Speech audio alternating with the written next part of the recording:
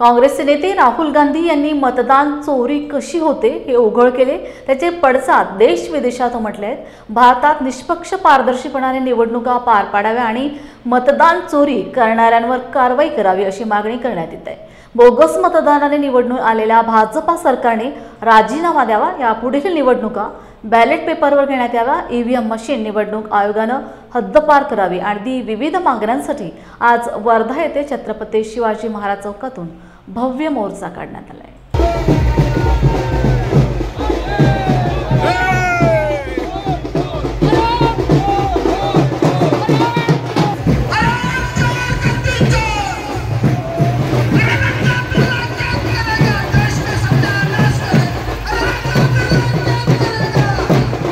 आर्वी विधानसभा क्षेत्राचा जर एक विचार केला तर सावळापूर येथे आताच जसं आमच्या जिल्हाध्यक्षांनी सांगितलं त्या ठिकाणी परप्रांतीय मजुरांचे सुद्धा मत आहे आणि आर्वी सारख्या एका छोट्या विधानसभा क्षेत्राचा जर विचार केला तर त्या ठिकाणी एक मतदार तोच ग्रामीण क्षेत्रातही मतदान करतो ग्रामपंचायतीसाठी आणि तोच मतदार नगर परिषद कक्षेमध्ये नगरपालिकेसाठी सुद्धा मतदान करतो।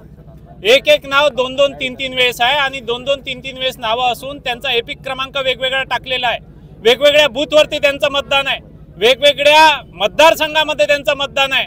कितीतरी लोक त्या ठिकाणाहून वर्धेला या ठिकाणी मतदार झाले आहे। हिंगणघाटचे काही लोक वर्धेला मतदान करतायत, काही लोक समुद्रपूरचे वर्धेला मतदान करतायत, आर्वी आष्टी कारंजाचे लोक वर्धेला मतदान करतायत आणि ते गावात सुद्धा मतदान करतायत। असे दुबार तिबार मतदानाचे प्रकार आहे आणि या सगळ्या चोरी उघड करण्यासाठी जेव्हा आम्ही अगत्याने आग्रही आहोत त्यावेळेस आम्हाला निवडणूक आयोगाने का बरं मदत करू नये, का बरं आम्हाला त्या ठिकाणी आमच्या मदतीला येऊ नये किंवा आमच्या तक्रारीवरती त्यांनी का बरं कॉग्निझन्स घेऊ नये। एखाद्या विद्यार्थ्यांनी जर एखाद्या एक्झामिनेशनमध्ये चिटिंग केली, एखाद्या परीक्षेत जर त्यांनी काहीतरी कॉपी केली किंवा काही घोळ केला तर परीक्षेची यंत्रणा जी असते ती त्या तक्रारीची दखल घेते। मात्र या ठिकाणी उलट पक्षी पाहायला मिळाला। जेव्हा आम्ही तक्रार करतोय की या ठिकाणी घोळ झालाय, चुकीच्या पद्धतीने तुम्ही या ठिकाणी निवडणुका घेतल्या आहे आणि मोठा घोळ भारताच्या सर्वच मतदार याद्यांमध्ये आहे, तेव्हा निवडणूक कमिशनची, इलेक्शन कमिशनची जी भूमिका आहे, निवडणूक आयोगाची जी भूमिका आहे ती सर्वार्थानं संशयास्पद आहे। त्यांनी प्रेस वार्ता जरूर घेतली पण सगळे उत्तर त्या ठिकाणी मिळाले नाही। शून्य क्रमांकाचं घर क्रमांक कसं असू शकते हे सांगून फक्त त्यांचे बोंडे असो की इतर प्रवक्ते असो ते फक्त पाच थोपटत होते निवडणूक आयोगाची की त्यांनी सगळे उत्तर दिले। पण पुन्हाही माझा प्रश्न आहे, तुमचा SRS येईल तेव्हा येईल, पण आताच्या ज्या निवडणुका झाल्या आणि या ठिकाणी तुम्ही म्हणता की इंटेन्शनली नाही अनइंटेन्शनली आहे, जे लोक मायग्रेट झाले त्यांचे फक्त मतं दुबार किंवा तिबार आहे, तर मग एपिक नंबर का बरं वेगवेगळे आहे? आणि दुबार तिबार मतदार एकाच मतदारसंघात तो ग्रामीण भागातही मतदान करतोय आणि तो शहरी भागातही मतदान करतोय, याच्यातही काही चूक आहे का? ही काय नजर चुकीने झालेली चूक आहे की मुद्दामून केलेली चूक आहे? एका गावातले 200 लोक, सावळापूर सारख्या 600 मतदाराच्या ग्रामपंचायतीतले 200 लोक जर नगरपालिका कक्षेत, आर्वीच्या नगरपालिकेत जर मतदान करत असतील तर तुमचे 24 निवडून येणारच आहे आणि आमचा शून्याचा आकडा राहणारच आहे। नगरपालिकेच्या छोट्याशा एका मतदानात, एका वार्डाच्या एका प्रभागाच्या मतदानात 200 मतदारांचा किती मोठा प्रभाव पडेल हे आपण चांगल्याने समजू शकता। अशा प्रकारचे मोठे घोळ या मतदार यादीत फक्त राहुलजींनी एक बँगलोर सांगितलं तिथेच नाही तर संपूर्ण भारतात आहे। वर्धा जिल्ह्यातला घोळ आम्ही लवकरच पूर्ण, काल तुम्हाला ट्रेलर दाखवलं, पूर्ण पिक्चर घेऊन आम्ही लवकरच वर्धा जिल्ह्याची येणार आहोत आणि यांचं या ठिकाणी मतदार यादीतला घोळ हा नक्की आम्ही पर्दाफाश केल्याशिवाय राहणार नाही, एवढंच आपल्याला या निमित्ताने, आजच्या मोर्चाच्या निमित्ताने सांगतो।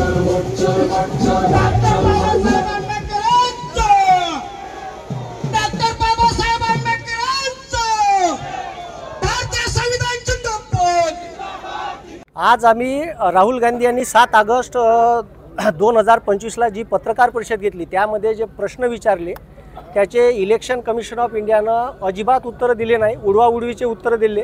इलेक्शन कमिशन म्हणते का आपल्या आईची, बहिणीची किंवा तुमच्या बहूची, पत्नीची व्हिडिओ रेकॉर्डिंग देणं योग्य आहे का? मग आमच्या आया बहिणीला विचारून यानं व्हिडिओ तिथं कॅमेरे लावले होते का? हा माझा पहिला प्रश्न आहे। जर तुमच्यापाशी जर असे काही व्हिडिओ आहे तर मग ही परवानगी तुम्हाला कोण दिली? हा इलेक्शन कमिशनला माझा पहिला प्रश्न आहे।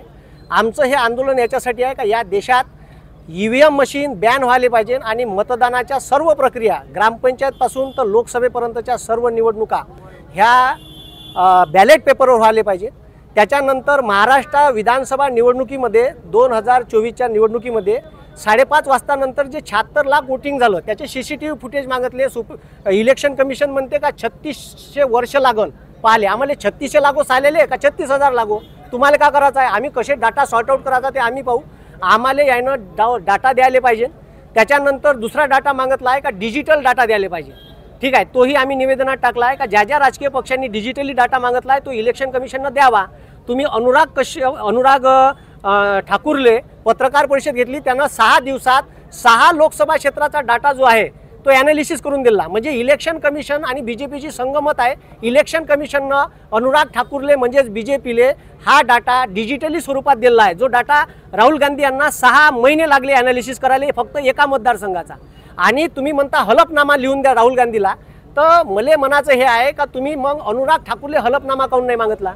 तो हलफनामा तुम्ही अनुराग ठाकूर म्हणजे न्याय सर्वांसाठी सारखा असला पाहिजे, ठीक आहे, आणि तो हलफनामा तुम्ही अनुराग ठाकूरले सुद्धा मागा, ठीक आहे। न्याय व्यवस्था ही जे संवैधानिक संस्था इलेक्शन कमिशन हे BJPले विकल्या गेली आहे हे यावरून सिद्ध होते। सगळे उत्तर इलेक्शन कमिशनने उडवाउडवीचे दिले।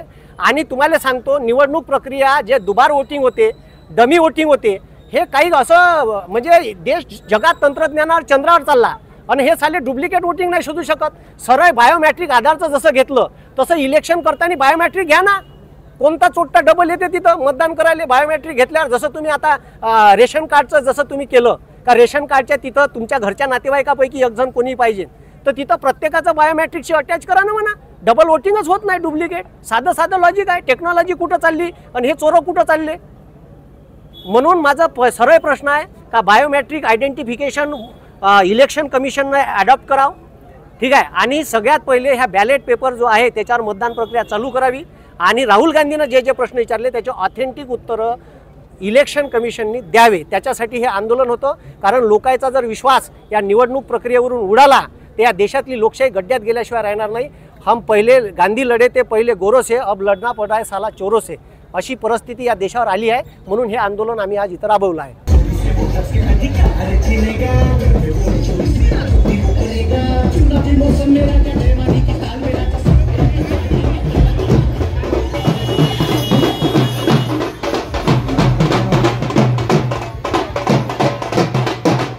काही दिवसा अगोदर आमच्या पक्षाचे ज्येष्ठ नेते व विरोधी पक्षनेते आदरणीय राहुलजी गांधी यांनी एक पत्रकार परिषद घेऊन मताच्या बाबतीत कशी चोरी होते हे सिद्ध करून दाखवलं आणि असाच घोळ पूर्ण देशभरात होऊन मत चोरी करून हे सरकार सत्तेवर आलेलं आहे।